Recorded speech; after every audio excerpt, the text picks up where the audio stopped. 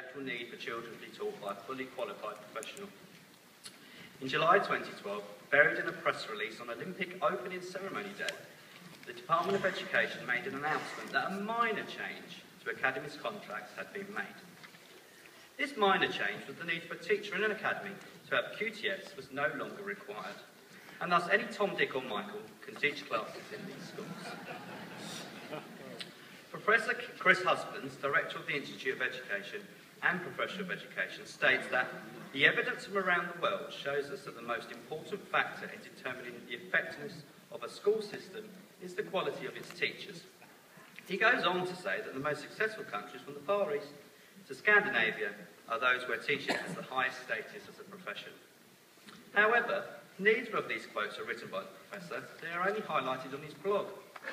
The first quote comes from the Department of Education white paper, The Importance of Teaching, and the second quote from David Cameron. So it's pretty amazing that in 2010 the government can be stating one thing and 2 years later arguing for a complete reversal. International evidence shows that the quality of the teachers stood at the front of the classroom makes the most difference to pupils and the progress they make at school. There's no evidence at all to show that lowering the bar and recruiting significant numbers of unqualified teachers will do anything than lower standards. Basically, unqualified teachers equal unqualified children.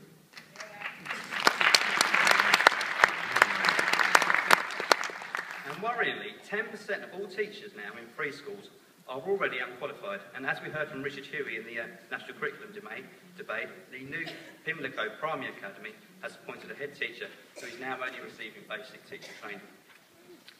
Everyone in this room knows the real agenda for the removal of the requirement of QTS for academies and free schools. It's clearly designed to de-skill the profession and provide teaching on the cheap, to drive down wages and over time the quality of education available to everyone who cannot afford to send their child to a public school. Further evidence is available to show the damage that can be caused by allowing unqualified people into positions of importance, such as teaching.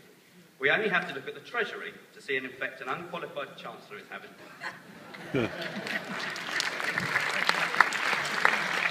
And at the Department of Education, a former journalist has crashed from one disaster to another. Academies, free schools and the profit motive, EBAC, pension changes, an ill-thought-out national curriculum that harks back to the 1950s, and a demoralised profession sick and tired of continual attacks by Gove and his lapdog at Ofsted. An unqualified Secretary of State for Education has been nothing short of an unqualified disaster. The children we teach deserve better. They deserve a fully qualified teacher in every lesson, every day. The Union is a proud tradition of standing up for the rights of every child to have a properly qualified teacher. We rightly refuse to sign up to social partnership, and we still only admit fully qualified teachers into the NUT. We have a moral obligation for every child in our schools to defend QTS. I move.